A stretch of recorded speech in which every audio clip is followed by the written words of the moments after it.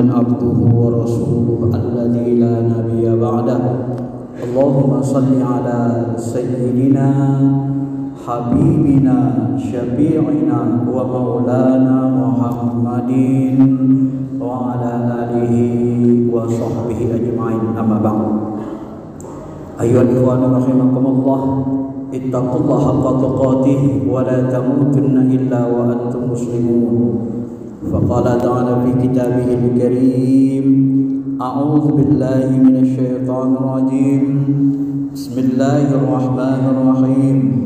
Wa'tasimu bihablillahi jami'a wa la tafarraqu wa dhkuru ni'matallahi 'alaikum idh kuntum a'da'an fa'alafa baina qulubikum fa asbahtum bi ni'matihi ikhwana wa kuntum ala syafa hukratin minan nar fa anqadhakum minha kadzalika yubayyinullahu lakum ayatihi la'allakum tahtadun. Shadaqallahu rajim.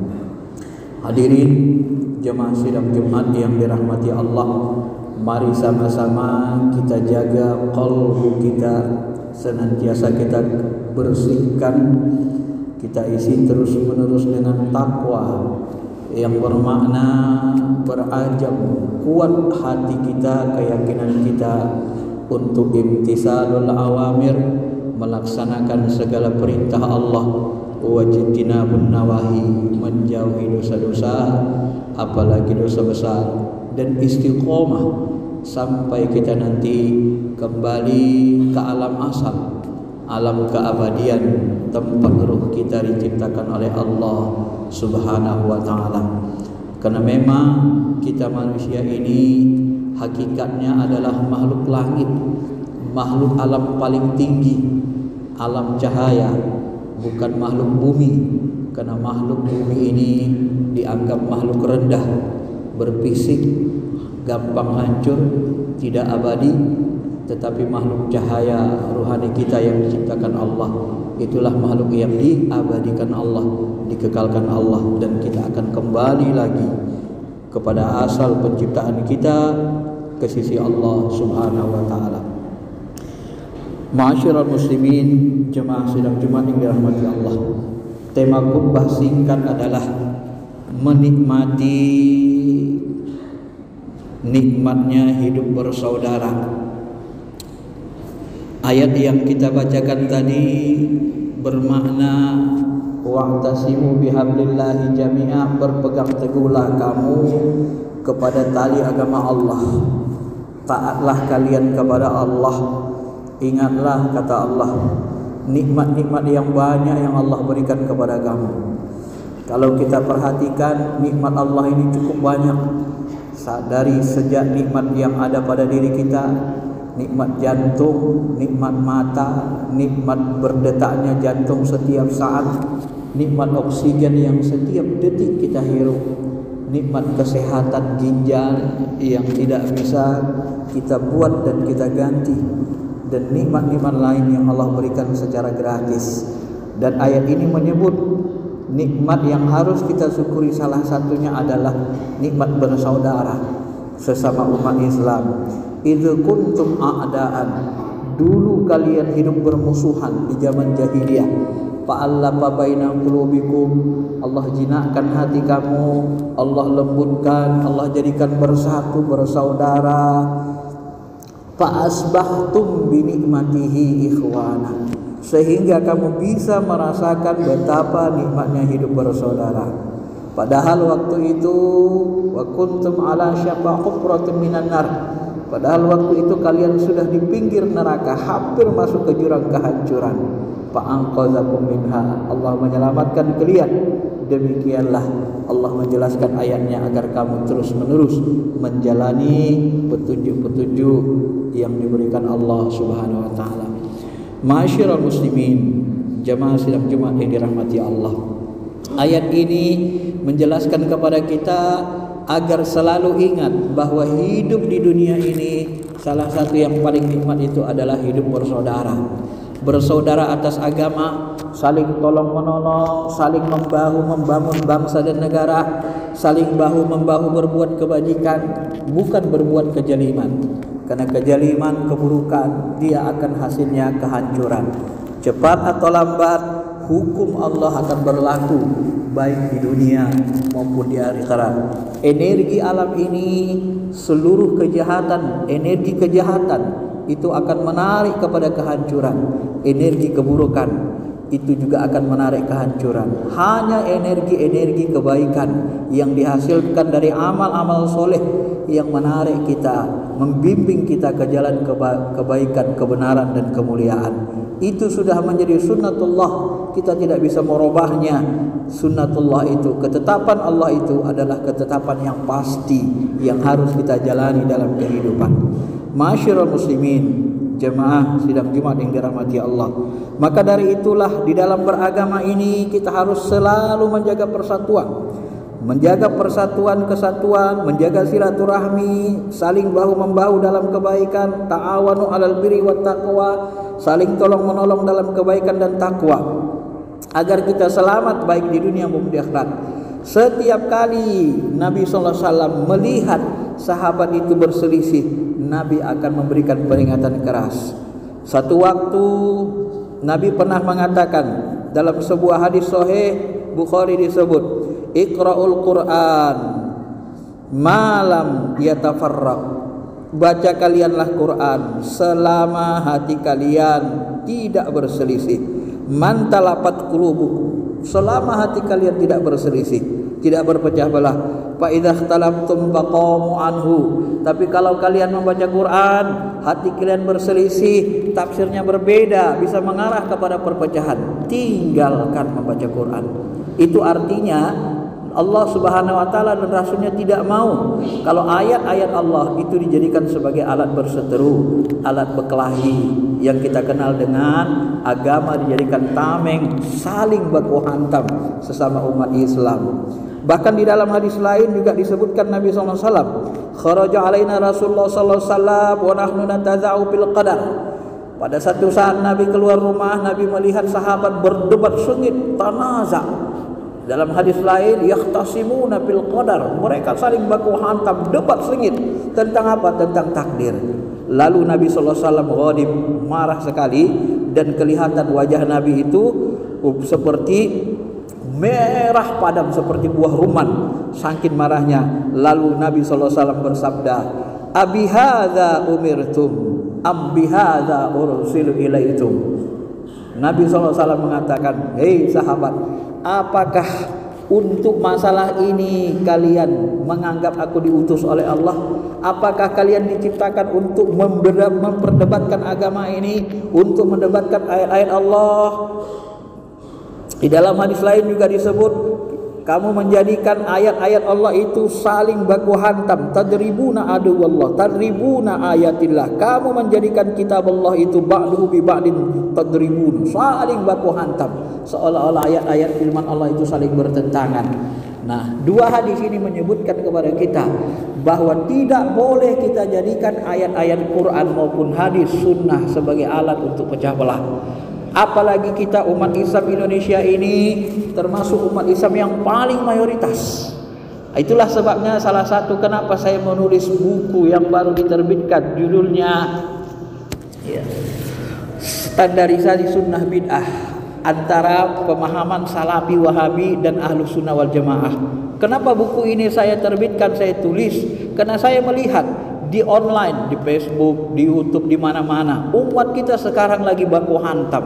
Tidak bisa kita menghentikannya. Mereka orang-orang kebanyakan yang tidak ahli dalam Quran, tidak ahli dalam hadis, tapi saling merasa paling hebat, saling bisa mewakili seluruh pendapat-pendapat ulama. Dan ini salah satu contoh yang kalau kita teruskan akan mengalami kehancuran. Sebagaimana Nabi mengatakan di hujung hadis, Nabi SAW mengatakan di hujung hadis, innama halaka man kana qablakum hina tazaza'u. ketahui kalianlah bahwa sesungguhnya yang menyebabkan umat-umat dahulu dihancurkan, dibinasakan Allah karena mereka suka sering berkelahi, bertengkar, berdebat masalah-masalah agama yang sesungguhnya agama itu dipahami saja baik-baik lalu diamalkan dengan sesuai keyakinan kita, bukan untuk diperdebatkan, bukan untuk dijadikan alat berkelahi, bukan dijadikan sebagai alat untuk menjustifikasi diri dan menafikan orang lain yang berbeda buruk dengan kita. Ketahuilah ma'asyiral muslimin, jemaah sidang Jumat yang dirahmati Allah, tugas setan yang bekerja keras pagi siang malam 24 jam tidak pernah berhenti, tugas mereka adalah innama yuridu syaitan ayyuqi'a bainakumul adawah wal baghdha. Sesungguhnya setan ingin meletakkan ke dalam hati kamu, qalbu kamu. Apa yang diletakkan setan? Dia terus-menerus menghunjamkan al-adawah, rasa permusuhan, rasa benci kepada sesama umat Islam, sesama kita, wal baghdha, dan dia suka sekali memancing amarah emosi kita dengan ayat-ayat Tuhan, dengan Al-Quran dan Sunnah. Supaya apa? Supaya kita saling berkelahi, saling perang, saling menumpahkan darah. Cukuplah masa sejarah silam yang kelam yang terjadi di masa sahabat, di masa tabi'in dan masa-masa sebelumnya, di mana terjadi perang Siffin, perang antara Muawiyah dan Ali yang menumpahkan darah sahabat, perang Jamal, perang antara Ali dan Aisyah istri Nabi sallallahu alaihi wasallam yang menurut akal kita sulit dicerna. Bagaimana orang-orang soleh itu bisa berkelahi, bertempur, saling baku hantam, saling bunuh disebabkan fitnah setan dan fitnah orang-orang munafik yang benci kepada Islam, yang masuk ke dalam hati umat Islam. Mereka menghancurkan, menjadikan kita bermusuhan dan saling baku hantam sama lainnya. Ma'asyiral muslimin, jemaah sidang Jumat yang dirahmati Allah. Oleh karena itulah, apapun nama organisasinya, apapun nama harakahnya, apapun nama istilah yang mereka gunakan, kalau mereka bekerja untuk memecah belah umat Islam, ketahuilah mereka itulah aliran Dajjal. Ketahuilah mereka itu sudah terkontaminasi ajaran iblis, ajaran setan, ajaran Dajjal. Karena ajaran utama ajaran iblis dan setan dan Dajjal adalah menciptakan permusuhan di antara umat Islam, bukan mendamaikan, bukan memperbaiki keadaan. Tahukah kita ketika Nabi dihadapkan dengan permasalahan-permasalahan perbedaan pendapat di antara sahabat, Nabi tidak pernah memarahi satu golongan pun. Nabi selalu diam, tidak memperkeruh suasana. Di dalam hadis Sahih Bukhari pernah dikatakan Nabi SAW bersabda, la yusalliyanna ahadan asar illa fi Bani Quraidah.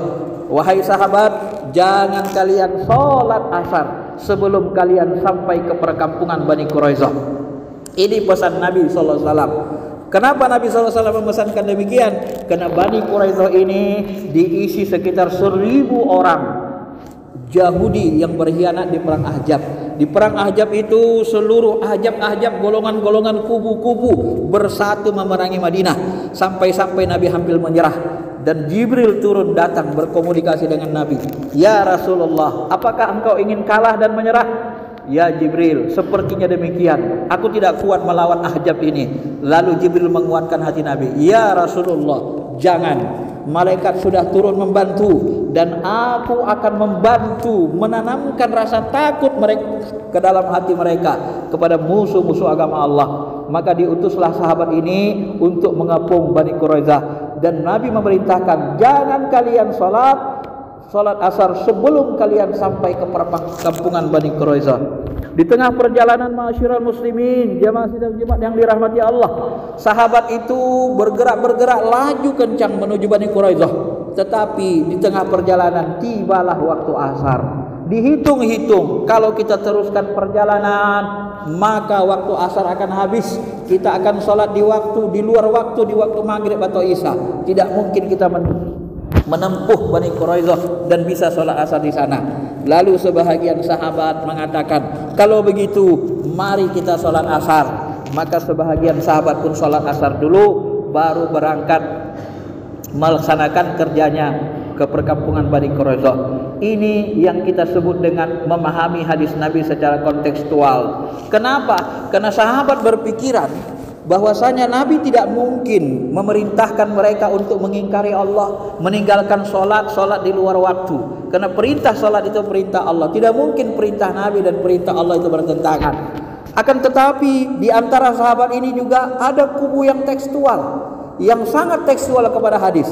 Mereka berpegang teguh kepada teks hadis. La yusolliyanna hadal asar, jangan kalian sholat asar sampai kalian tiba di perkampungan Bani Quraisyah. Maka muncullah seperti istilah orang sekarang, pokoknya kalau tidak sampai perkampungan Bani Quraisyah, aku tidak mau sholat asar. Kenapa? Karena begitulah pesan Nabi, begitulah tekstualnya. Ini golongan tekstual. Lalu mereka tidak mau sholat asar, mereka lanjut perjalanan. Sampailah mereka ke perkampungan Bani Quraisyah. Waktu sudah maghrib menjelang isya, dan sebahagian sahabat telat berwudu karena antri wuduk mereka ramai. Maka sebahagian mereka sholat asar di waktu isya. Ma'asyiral muslimin, jemaah sidang Jumat yang dirahmati Allah. Kemudian kejadian sahabat ini dilaporkan kepada baginda Nabi kita Muhammad SAW. Apa yang dikatakan Nabi? Apakah Nabi menyalahkan salah satu kubu dalam memahami perintah-perintahnya, perintah Allah, perintah Rasulnya? Ternyata Nabi diam, no comment. Nabi tidak mengomentari sedikit pun. Nabi tidak menyalahkan kubu kontekstual, Nabi tidak menyalahkan kubu tekstual. Kenapa? Karena Nabi mengerti kedua sahabat ini, kedua golongan sahabat ini, mereka itu ingin mentaati Allah dan Rasulnya secara ikhlas. Hanya saja memahami hadis berbeda, satu kontekstual, satu tekstual. Ma'asyiral muslimin, jamaah yang dirahmati Allah. Begitulah sikap Nabi SAW. Ketika dihadapkan dengan permasalahan yang berbeda, beliau tidak mau memperbesar suasana, memperbesar masalah. Beliau tidak mau menyalahkan satu kubu yang masing-masing berijtihad. Maka muncullah dalam kaidah fikih sesuai dengan hadis Nabi, man ijtahada faqad asaba falahu ajrani wa man ijtahada fa khata'a falahu ajrun. Barang siapa berijtihad menggunakan seluruh ilmu agamanya, pengetahuannya untuk memutuskan satu hal, berijtihad menjelaskan sesuatu, kemudian ijtihadnya benar, maka dia mendapat 2 pahala. Dan barang siapa yang berijtihad tetapi ijtihadnya salah, maka dia mendapat 1 pahala. Jadi tidak ada dosa di sana. Kenapa? Karena masing-masing mereka mengerahkan seluruh kemampuannya untuk memahami ayat-ayat Allah dan hadis-hadis Rasulullah sallallahu alaihi wasallam. Ma'asyiral muslimin, jamaah sidang Jumat dirahmati Allah. Begitulah sikap Nabi sallallahu alaihi wasallam. Jadi kalau kita mau benar-benar mengikut Nabi, jangan memperkeruh suasana, jangan terlalu banyak berbicara khilafiyah, puru agama yang menyakiti golongan berbeda. Apalagi wilayah khilafiyah puru agama ini, serahkan kepada ulama ahlinya. Pahami dalil-dalilnya, pahami argumentasinya, ikuti yang kita yakini tanpa perpecahan, tanpa perkelahian. Jangan kita perbesar yang tidak ahli. Idza usidul amru ila ghairi ahli pantajiri sa'ah. Kalau semua umat ini berbicara tentang khilafiyah padahal dia tidak ahli agama, tidak mengerti fikih, usul fikih, tidak mengerti akidah dengan baik, dengan mendalam, tidak mengerti hadis dengan mendalam, tidak mengerti tafsir ahkam dengan baik dan mendalam, lalu dia merasa seperti ulama, dia kuit masalah-masalah khilafiyah puru, dan ini akan menyakiti dan memperbesar perkelahian di antara umat kita. Ini hanya salah satu contoh di dalam kita beragama. Begitu juga kita di dalam politik, tidak bisa kita bersatu dalam hal pemahaman. Tidak bisa kita satu partai, itu menunjukkan bahwa manusia tidak bisa satu. Maka anggaplah perbedaan kita ini seperti bunga-bunga yang berwarna-warni. Kalau di komplek DPR ini sekiranya bunga itu hanya satu warna, merah semua atau kuning semua atau biru semua, maka itu menjadi tidak indah. Adanya merah, adanya kuning, adanya biru, adanya hijau, adanya abu-abu, adanya warna-warna lain, itu akan membuat variasi keindahan kehidupan. Karena perbedaan ini tidak boleh dijadikan alat perpecahan dan kehancuran. Perbedaan itu hanya untuk dipahami, dimaklumi, diambil pendapat yang paling kuat, baik dalam agama maupun dalam berpolitik. Tidak boleh perbedaan-perbedaan kita itu kita jadikan sebagai alat untuk berkelahi baku hantam. Negara ini akan hancur, agama juga akan hancur kalau dijadikan sebagai alat berkelahi. Pendapat kita tidak boleh dipaksakan, karena kita bukan Tuhan, bukan Maha Tahu segalanya. Ilmu kita tidak bisa mewakili seluruh ilmu-ilmu profesor yang ada di Indonesia ini. Semua orang memiliki pemahamannya masing-masing, perspektif ilmunya masing-masing, yang harus kita padu satu sama lainnya untuk diambil kesimpulan yang lebih mendekati kemaslahatan besar, mendahulukan persatuan kesatuan, mementingkan bangsa dan negara, bukan mementingkan ego diri kita dan kelompok kita masing-masing. Tatkala kita menginginkan, mengedepankan kepentingan diri kita dan kelompok kita, sesungguhnya masyiral muslimin, kita telah berkhianat kepada umat manusia atau rakyat bangsa Indonesia. Kenapa? Karena kita sebenarnya bukan mewakili mereka, tetapi mewakili diri kita dan kelompok kita. Maka dari itulah undang-undang kita pun menyuruh kita lebih mendahulukan kepentingan bangsa dan negara daripada pribadi dan golongan. Agama juga mengajarkan hal yang sama, kepentingan umat Islam di atas segalanya. Kalau kalian bertengkar masalah Quran, masalah tafsir agama, tinggalkan itu Al-Quran. Gak usah baca lagi ayat itu, cari ayat lain untuk dibaca.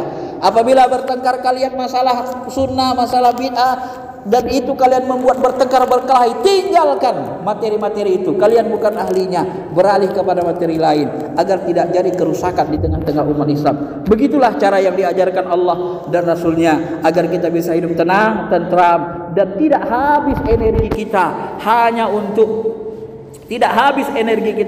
hanya untuk berkelahi, berdebat dengan masalah-masalah buruk, sementara masalah bangsa dan negara yang lebih besar yang di depan mata kita banyak lagi yang harus selesai dan belum kita selesaikan. Kenapa kita menyibukkan diri dengan hal-hal kecil, padahal di dalam fikih prioritas kita harus mengutamakan yang lebih utama, yang paling utama daripada yang kurang utama. Mudah-mudahan khutbah singkat ini bisa memberikan sedikit inspirasi kepada kita untuk istiqamah menjalankan agama Allah, menjaga persatuan dan kesatuan, menikmati rasa persaudaraan, karena dengan bersaudara ini hidup akan terasa nikmat. Tapi dengan perkelahian, persaudaraan akan hancur dan kita tidak akan merasakan kenikmatan. Kita bersyukur Indonesia ini tidak pecah belah, tidak ada perang saudara, tidak ada perang antar agama. Coba perhatikan Timur Tengah, banyak sekali negara yang perang agama, perang sesama umat Islam, perang beda agama, dan itu membuat kita hidup menderita. Dan sebenarnya Allah dan Rasulnya diutus bukan untuk membuat kita saling baku hantam satu lainnya, tetapi sebagai rahmat bagi sekalian alam. Rahmat itu mustaq dari dua kata, Rahman dan Rahim, untuk menebar kasih sayang kepada umat manusia, karena semua kita adalah hamba Allah yang maha pengasih lagi maha penyayang. Barakallahu